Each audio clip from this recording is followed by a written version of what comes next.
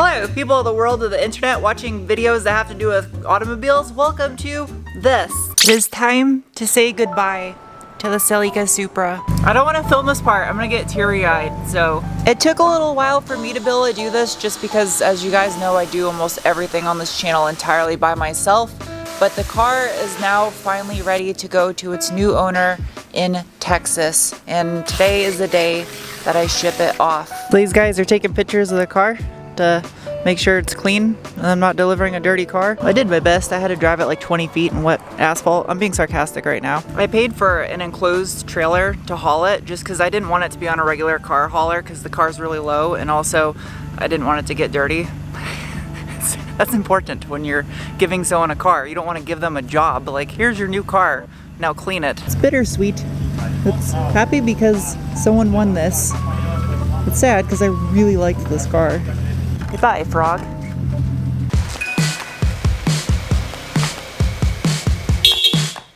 All right, gum.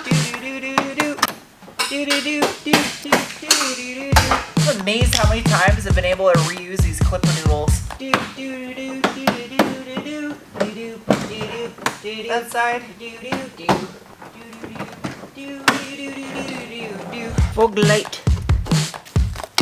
So I am the original owner of my 2015 Forester XT. I bought it at the end of 2014 when they first came out, and I installed a 3M clear bra on it when it was only 2 weeks old myself. It was a huge pain to do, but you can see here in this side shot, especially after 9 years, it's starting to yellow a bit. Genuine STI parts. This one should be quick and easy, so I'll knock it out first. It's a genuine part for the Subaru Forester STI TS, not sold in the United States. When I bought this thing, I was still active duty Air Force, so I couldn't exactly afford expensive parts from Japan. It might look like the real thing, but this is satin clear plasti dip. On the US market Forester XT, this part is chrome, and I hate chrome. See how it's peeling? It's because this is just plasti dip. Oh my god, that's dirty, I can't have that. Look up close.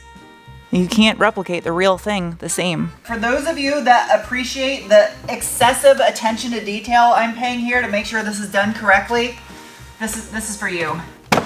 Ow, that's sharp. These also are not genuine Subaru parts. These are Alibaba.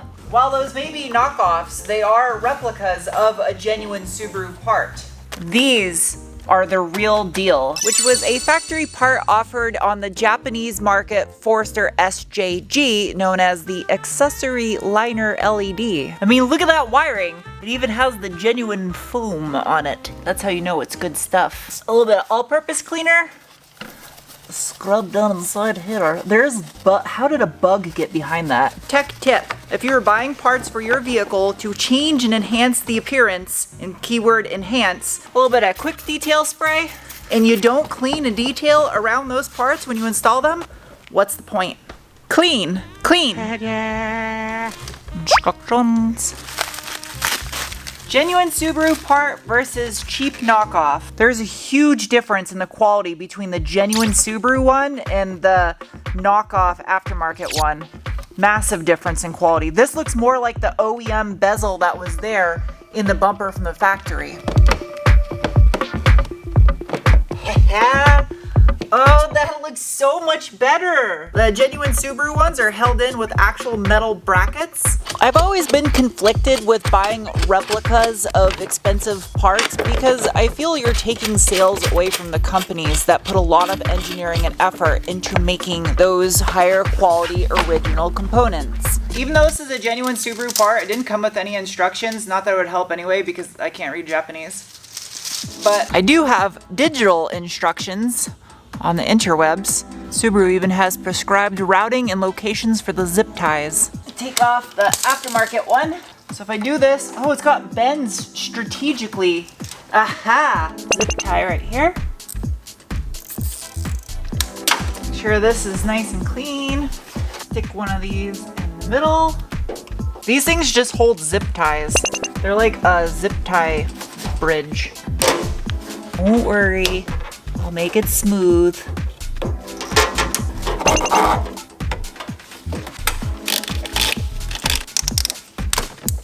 Nice clean routing because it's a Subaru part for a Subaru. Ah, that's actually the lower piece behind the beam. Slight adjustment, moving these guys down here. That way you don't see it through the opening of the grill. Luckily, I had extra because Subaru engineers understand sticky things stick to things that aren't meant to be stuck to. Yeah, there you go. Now you can't see it. Had I left those where I did, you would have been able to see them if you looked through this slot, which is, yeah. I need to order some genuine Subaru clipper doodles. These are getting kind of tired. And the most satisfying part, putting these little brand new bezels on. Yeah. There you go.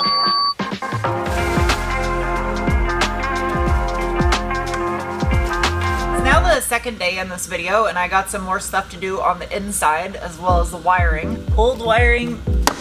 I mean, at least I did a clean install with the aftermarket one. And thankfully, unlike the aftermarket one, this requires no additional connections within the engine bay to keep things waterproof. Oh, I have a key.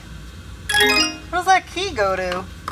Now, this is what I did not like about having the aftermarket one. It's powered just by using a little vampire tap fuse, and it works. It's lasted for 9 years, but I don't like this. And then... No, and then! I had it routed right through this little grommet over here. Oh, this came from just behind the intercooler. Might as well make my life easier and take the intercooler cover off. There.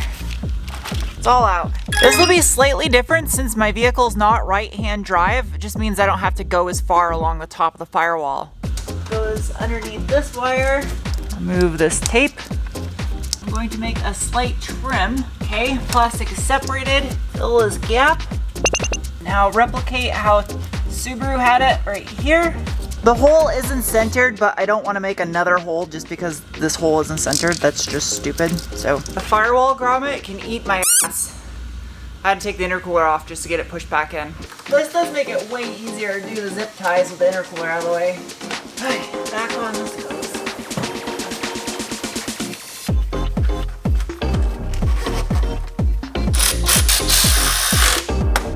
Mission complete. Engine bay is done. This is how I lose flashlights. I just realized I can use the translate app on my phone and it'll scan the image into English.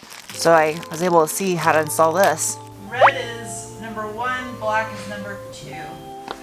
Okay, so I double that up, just like it says to. I love that this installation is well engineered and thought out. I would imagine this is gonna get relocated once I put a clutch pedal in here. I'll worry about that when that time comes. That goes in like that. Now this harness goes right here. So this guy is for an optional switch if I want to run one. So that's gonna go up here. This is the fuse. That needs to go over here by the fuse box. I only have 2 wires left to hook up, but those go behind here. This part scares the crap out of me because when I installed this head unit, I swore if I ever took this apart again, this lens would shatter. It's so tight how it fits in here.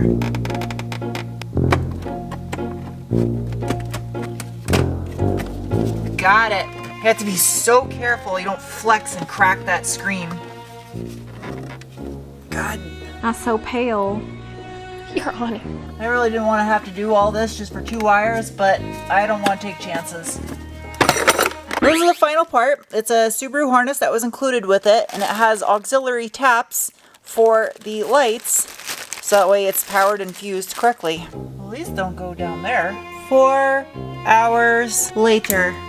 This does not exist on a left-hand drive Forester. This plug is the same on either one of those. It's so you can do it in line on the harness on the vehicle, and then you can hook up genuine Subaru accessories. It has to be right-hand drive only because I can't find that anywhere under that dash. Hello? I can't believe I won this thing. To be honest. It's just like, I got lucky and I got off early. So I went home and I said, oh, look, she's on. So I turned the deal on where you gave it away, and I was just kind of sitting there. I bought stuff, and I thought, yeah, that's a really neat car. I remember those when I grew up. Yeah. Dude, I want that. But it's really in good condition. So that was Jay, the winner of the Celica Supra, and the car has made it safe and sound to its new home. So that's good.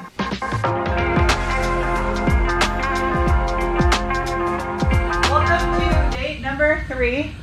More parts. Whilst I have the dash tour apart, I've been waiting to put this on. Once again, it's another genuine Subaru part. This guy should just pull out, and then no one will be pregnant. There we go. One, two, there. Multifunction display out. I could probably upgrade this. I could probably take the one from the 2021, the last year of the STI, and we'd probably swap into this. I wonder if it has the software preloaded on it. While I was editing this, I did look it up, and yes, the newer MFDs are interchangeable with these older ones, and the software is preloaded on them. They just literally plug and play. But the question is it just gonna seem gimmicky and outdated 10 years from now again anyway? I'm sure technology will be so much more advanced unless the world ends. So, hard plastic, journalists will complain about that. Leather, soft, padded. Well, this one fits a lot tighter. Some of you might have noticed that this has gray stitching and not red like the STI interior. However, if you look at the pictures of the Forester STI TS interior, the MFD had gray stitching on these from the factory. And that's because Subaru did use a contrast gray stitch throughout the STI interior, even on these upgraded Recaro seats. Oh, that's so much better. So much better. Where's the wet spot? This is the factory plug-and-play solution for a USDM Forester to be able to make those JDM accessory lights in the front work. Because I lack that plug on the dash harness, what I do have is this plug. And those two front lights only draw 2.2 watts. That's like nothing. So, absolutely perfect solution. Yeah, factory harness, which will solve the problem. And also, why not? It's a factory part. And then this harness plugs directly into my hazard light. Bada bing, bada boom. And this goes down under the footwell. That comes out right down there. Perfect. This is sweet. This guy literally just bolts directly in. Like, it's plug and play. This is awesome. Engraved under the dash, it says FML. It's my thought exactly. Ow! Depin this guy.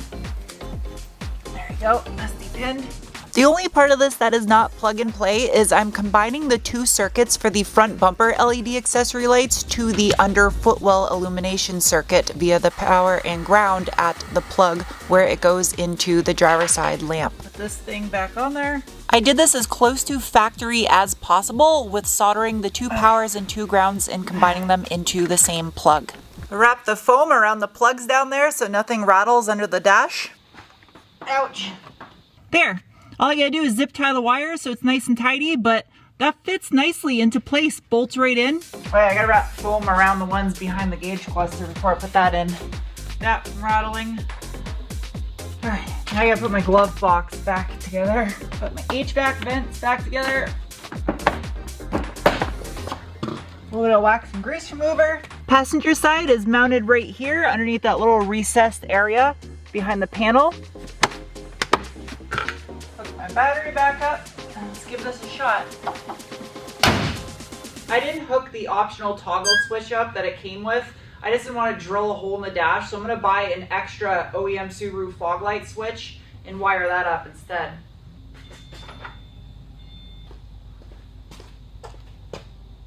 Well, they're not on. My footwell illumination works, that's good. So I got 12 volts going to the fuse, but I don't have the optional switch hooked up. So I'm wondering if I'm not getting power going to the lights. That word optional might be lost in translation because I don't think it might not complete the circuit without this in there. Well, it's plugged in now, it's off, so it's a normally open circuit. So if I close this, it should allow potential, yep. So Subaru included that switch for a reason. It's not an option. I just don't want to put a hole in my dash, so I'm gonna knock out one of these blanks and put it in one of those blanks. My theory's right, these lights should turn on now. They're on! Yes! Oh, that looks so much better! There are some of you that probably wouldn't even notice the difference of what I just did today. I'm saying some because a vast majority of you that are subscribed to this channel, I've noticed, have a sharp attention to detail and appreciate these finer things that I'm trying to do, which I feel set a vehicle build apart from all the others. I use that term build with air quotes because that is a very loose term on the internet these days with modifying cars. But it was worth it in my eyes. Just that little subtle touch of difference. You can see the Kelvin rating, the color temp on the factory Boomerang. It's probably about 4,300. And then you go down here, like it matches perfectly. It looks OEM and crisp and clean. Doesn't have that blue tint that looks cheap and aftermarket to it, like 5,000, 6,000 Kelvin. It's also not overpowering. It doesn't stand out brighter than the Boomerang. And yeah, it's just subtle. The hazard light circuit only illuminates when your interior lights, all the buttons and the gauge cluster and your parking lights come on. So now these should turn off when I turn off my headlights. Yep, they do. Good. Good. Wow, the footwell looks so much brighter on camera. I don't know why that looks so bright on my camera screen and probably on what you're watching. It doesn't look nearly as bright in person. That's wild. It's just a subtle amount of light and it matches the interior color perfectly in here. Matches the gauge cluster and all the buttons. I recorded a car review this morning on top of doing this today. So I've filmed 2 videos today. I have one more thing I want to install, but I also just ordered like a ton more parts from Japan for this thing. So there'll be a 3rd installment. And then eventually, once the Celica is done, I'll do the manual swap in Forester Gump. But thank you guys for watching. I'll see you soon with another video. Bye!